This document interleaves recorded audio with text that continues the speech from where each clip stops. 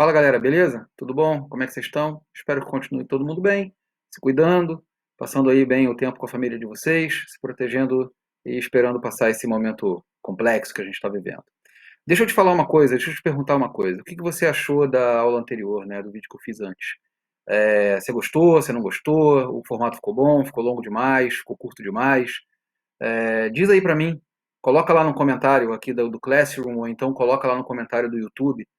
Se inscreve no canal do YouTube, ativa a notificação também. Vai ser interessante para que você receba a notificação quando eu postar vídeo novo e para que eu também tenha um feedback, né, positivo ou negativo, do que vocês estão achando das aulas, se está sendo útil ou não. A gente vai seguir a nossa sequência de revisão e o tema da aula de hoje é conceitos fundantes. Pois é, depois que a gente conversou sobre como a geografia se comporta nos dias atuais, quais são seus objetivos, o que ela busca enquanto ciência, a gente passou a trabalhar na construção de 3 dos 5 principais conceitos sobre os quais a geografia se apoia. Esses 3 conceitos eram espaço geográfico, lugar e paisagem. Vamos falar sobre o primeiro deles, que é espaço geográfico. Espaço geográfico, segundo o principal geógrafo da história do Brasil, Milton Santos, que é esse senhor aqui, é a natureza modificada pelo homem através do seu trabalho. Pois é, em sala de aula a gente trabalhou uma outra definição que é semelhante a essa, que diz o seguinte, olha: é o espaço construído e transformado continuamente pelo ser humano. Gente, vamos falar um pouquinho sobre espaço. Hoje é muito difícil a gente encontrar um pedaço da superfície terrestre que não seja espaço geográfico. Dá uma olhada nesse vídeo aqui e vê se você não lembra de um pouco do que nós falamos.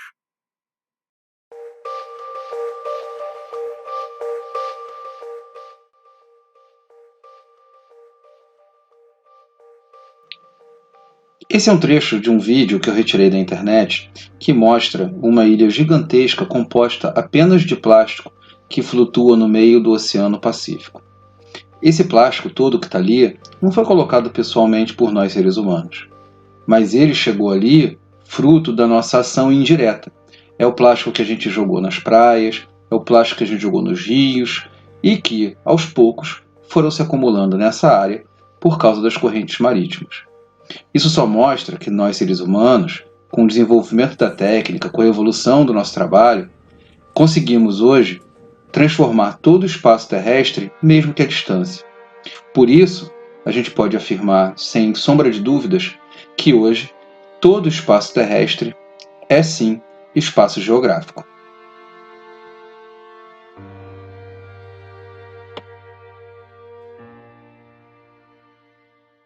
O segundo conceito que a gente trabalhou junto em sala de aula foi o conceito de lugar. Lugar é um pedaço do espaço geográfico que possui algumas características particulares, como fazer parte da sua vivência, fazer parte do seu cotidiano, ser um espaço das suas relações pessoais, onde você se sente seguro. Seguro no sentido de saber quais são as regras, de saber andar, não se perder. Um dos exemplos que eu dei para vocês de lugar foi a escola. A escola é um espaço que é lugar para a grande maioria das pessoas que frequentam, mas que para alguns alunos novos ainda está se construindo. Né? É o espaço da vivência, do cotidiano, mas as relações pessoais ainda não foram estabelecidas por completo e ainda é um espaço que não passa toda essa segurança no sentido dele não saber andar direito, dele ainda ficar meio perdido. Enfim, é um espaço geográfico que vai vir a ser lugar com o tempo. Outros exemplos de espaços que podem ser considerados lugares para nós são o bairro, a casa, o clube, o trabalho. Agora, a cidade, o estado, o país são espaços grandes demais para que possam fazer parte do nosso cotidiano, da nossa vivência por completo. Tudo bem? E, finalmente, o terceiro e último conceito que a gente trabalhou em sala de aula, a paisagem. A paisagem nada mais é do que tudo aquilo que a nossa vista alcança em um determinado momento. As paisagens, elas podem ser naturais, se nela predominarem os elementos produzidos pela natureza, ou podem ser também culturais, se nela predominarem os elementos produzidos pela ação humana. Ainda sobre o conceito de paisagem, a gente trabalhou um outro conceito menor, que é o conceito de permanência. As permanências são elementos culturais que foram colocados na paisagem num tempo passado e que nela permaneceram né, por muito tempo.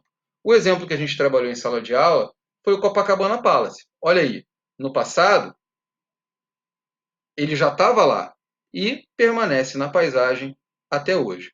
Por isso, a gente pode considerar o Copacabana Palace um bom exemplo de permanência. No caso, uma permanência que não foi refuncionalizada, que não perdeu a sua função. Agora, vamos refletir aqui sobre algumas coisas. Dá uma olhadinha nessa paisagem aqui.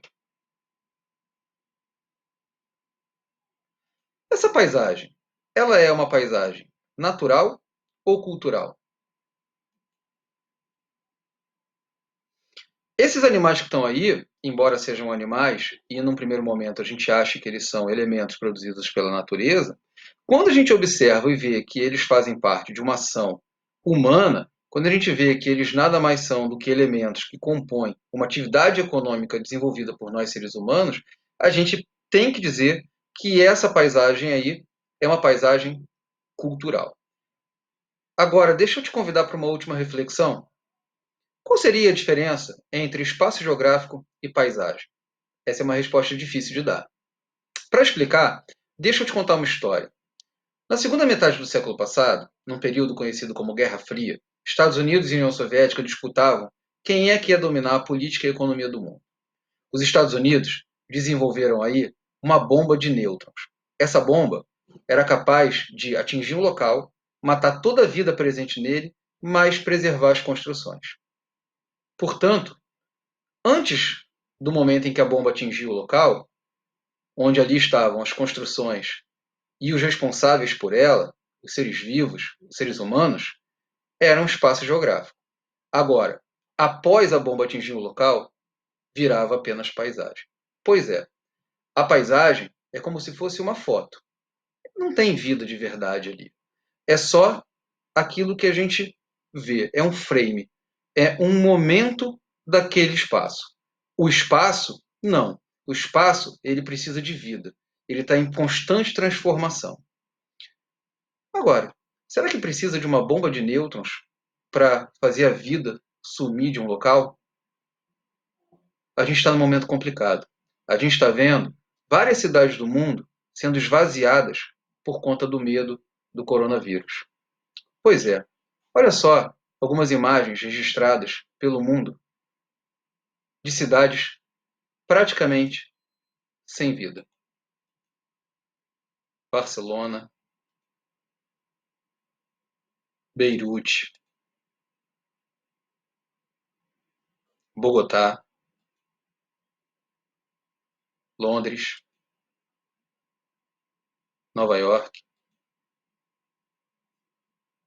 Rio de Janeiro.